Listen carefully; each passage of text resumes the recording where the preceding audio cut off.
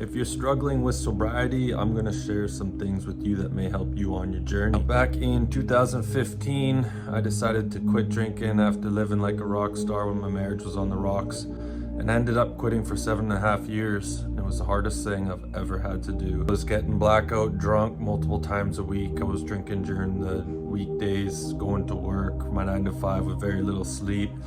Always had to have some booze in me, always had to be hanging out with other people that were drinking or gambling and that kind of stuff, right? First thing I realized when I decided to quit drinking was this social pressure that came over me. I was like, every month I'd have a UFC party, I'd have multiple trays of Jello shots, a barbecue full of food, snacks, something hard being passed around, booze everywhere. When I quit drinking, I was afraid to tell my friends that I was no longer drinking. Everyone I knew, my relationships were all built on this one common, crutch that we had in common. And after I quit drinking, I stopped throwing UFC events. And the very first UFC after I quit drinking, I didn't invite anyone over. I just had people showing up with booze. They're like, "You're not drinking, you're not having a party." I just kind of thought it was a given, and I was like, "Well, come on in," but I'm not drinking no more. And the social pressure I put on myself was unbelievable. But the thing is, the people that fade away from your life if you quit drinking are not your true friends, and you will eventually, meet other people that you have more in common with. So don't see it as a loss, see it as a new beginning. The next thing that hit me after some time, it went by, I think it was about 3 months, I was like, okay, this is fucking stupid. Like, life without alcohol is an absolute joke. I'm like, I'm never gonna be happy again. Life's never gonna be fun and exciting. Like, what the heck am I gonna do, right? What I learned with becoming sober is that you go through this ego death because you're so used to doing everything one way, and then all of a sudden it's taken away from you and you're like, oh, I have to discover new parts of myself. Give it time, be easy on yourself. What I found that really helped me was incorporating new things into my life. For instance, after 3 months, I was like putting my fist to the sky and I'm like, this is a joke. Like, I'm going to go back to drinking any day.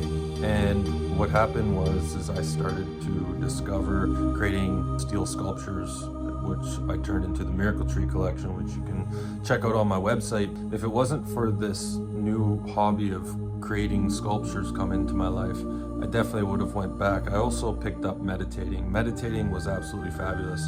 If you've quit any addiction, meditation is absolutely amazing, because when you're getting worked up in your mind, you can bring yourself back down. You can calm yourself down. You can get through a withdrawal hissy fit, right? So try to incorporate meditating in something that, is more in line to you, unless you want to start building sculptures. But find something that you're passionate about that you've never done before, or rekindle an old passion. A lot of times when we give up drinking, we feel as if we've just given up a huge something for nothing. But the truth is, you're going to discover new hobbies, and not only that, you're going to discover more of yourself, things you actually like that you didn't know. Because when we're sitting in the bar pounding back shots of tequila, we're not doing other things that we would do if we're not drinking. For instance, for me, I went out and bought an e-bike. Now I cruise the seawall, I go chill on the beaches. I got some baskets, I'll fill it up a cooler and some bags and go chill on a beach. I have other things that I do now. Even though a couple of years ago, after writing my book, I went back to drinking. I broke a 7.5-year stint without booze, because reliving my childhood trauma was so much fun when I was writing my book.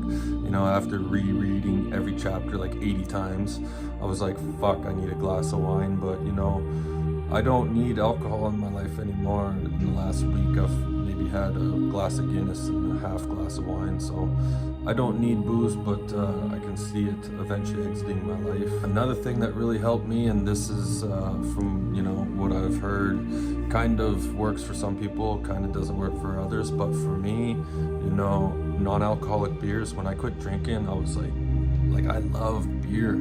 Like, I didn't just drink it to get drunk. I drank it because I loved it. And so when I didn't have beer in my life, I was like, oh my God, bringing in, Heineken Zero, Corona Zeros, all that kind of stuff really filled that void for me. And my brain actually thought I was drinking beer. So it really worked. You know, you can have a virgin Caesar or whatever floats your boat, but there's non-alcoholic drinks you can incorporate. Just hang in there. You're gonna discover new parts of you. You're gonna meet new people that have common interests, and you know, your life's just gonna change for the better. So hang in there if you're struggling. That's all I got. Thanks for watching.